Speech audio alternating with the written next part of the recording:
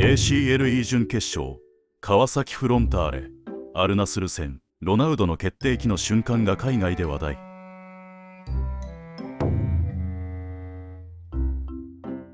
なぜここからゴールが決まらないんだ。